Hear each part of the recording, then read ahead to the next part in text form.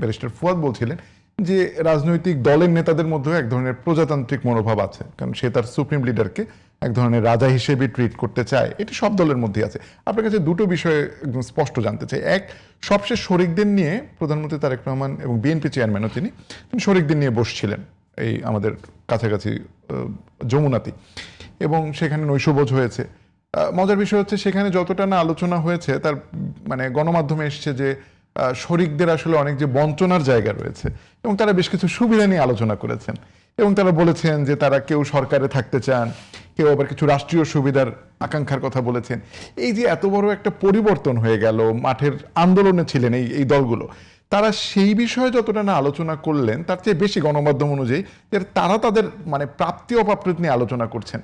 এটি কি আসলে আমাদের রাজনীতির যে একদম মূল, যে সবসময় ক্ষমতা কেন্দ্রিক এবং বলা চলে স্বার্থ কেন্দ্রিক, সেই দিকে ইঙ্গিত দেয় কিনা? অবশ্যই আমাদের এই 55 বছরের রাজনীতি মোটামুটিভাবে আমি যেভাবে দেখে আসছি, এবং আমি তো মোটামুটিভাবে 62 থেকে কিছু ছাত্র আন্দোলনের প্রথম ওই যে শিক্ষা কমিশন রিপোর্ট যেটা বেরিল, শরীফ শিক্ষা কমিশন, সেটার বিরুদ্ধে আইয়ুব খানের আমল আন্দোলন থেকে জড়াইলাম।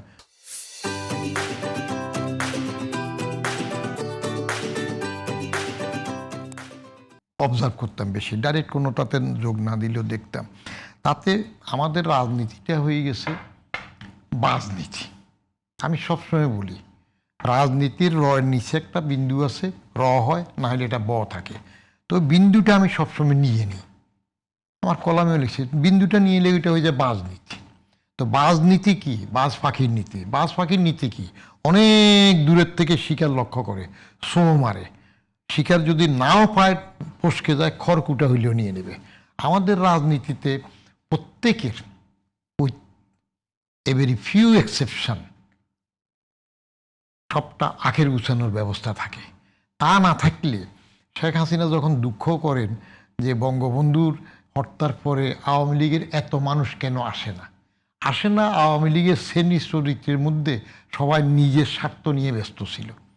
গুটি কয়েক বঙ্গবন্ধু থেকে সৈয়দ নজরুল বা ওই প্রথম সারির গুটি কয়েক ছাড়া আর সবাই ছিল কিন্তু আপনার আখের গুছানোর তালে যা ঘটে।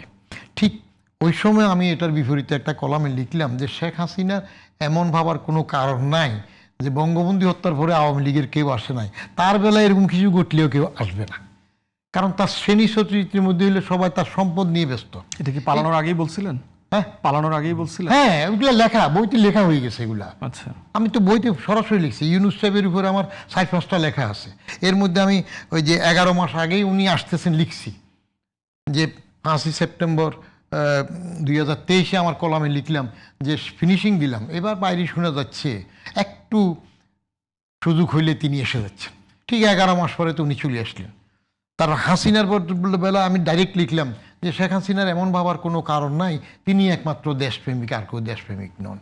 এটা তো প্রমাণ। এখন আমাদের বড় দুটো দল বহুদিন থেকে দেশটাকে যে শাসন করছে, আলী এবং বাজাদ, আওয়ামী লীগ এবং বাংলাদেশ জাতীয়তাবাদী দল, এই দুইটা দলই হলো পারিবারিক দল। আপনি নৈতিকতার প্রশ্ন হইলে পরিবারেই তো গণতন্ত্র নাই, পারিবারিক দল। পারিবারিক দল না হইলে আপনার আলীর মধ্যে সেই কবে 17 মে 1981 নিয়ে আসলো সভাপতি করে হাসিনারে, তারপরে কি আর কেউ সভাপতি যোগ্য হয় না? উনি হন।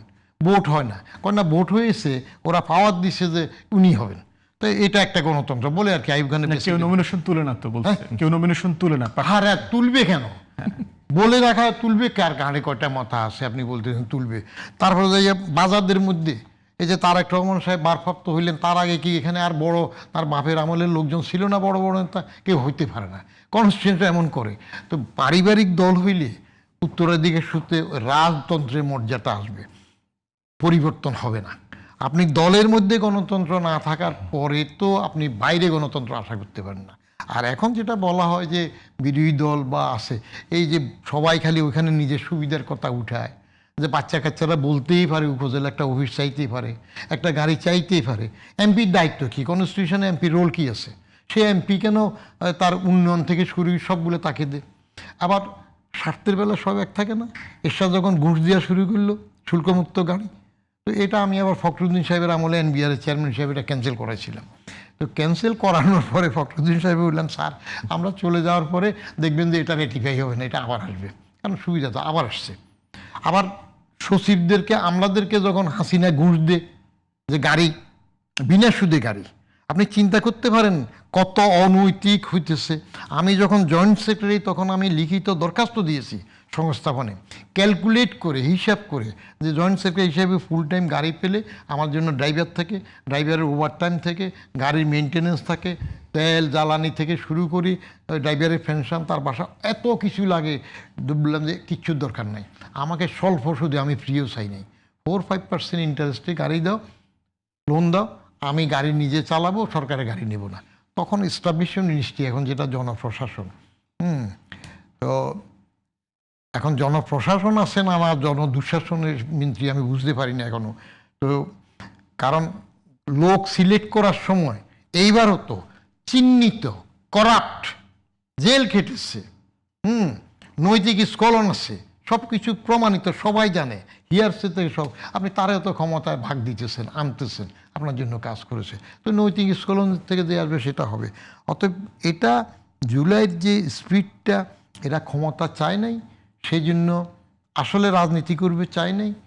আকবরের বৈরাম খাঁর মতো ইউনুস সাহেব তাদের বৈরাম হয়ে করতে গেছে, কিন্তু গাইড করতে পারে নাই, যে জন্য মব কালচার হয়েছে, বঙ্গবন্ধুর বাড়ি ভেঙেছে, এবং একটার পরে একটা বেশকমিলে এখন মব করে। অতএব নৈতিকতার প্রশ্নে বলেন, যেটা বলেন, ইনি যেটা বললেন একটা গুরুত্বপূর্ণ কথা, প্রজার মানসিকতা নিয়ে সবাই থাকে, সবাই তো আর পুরু হবে না।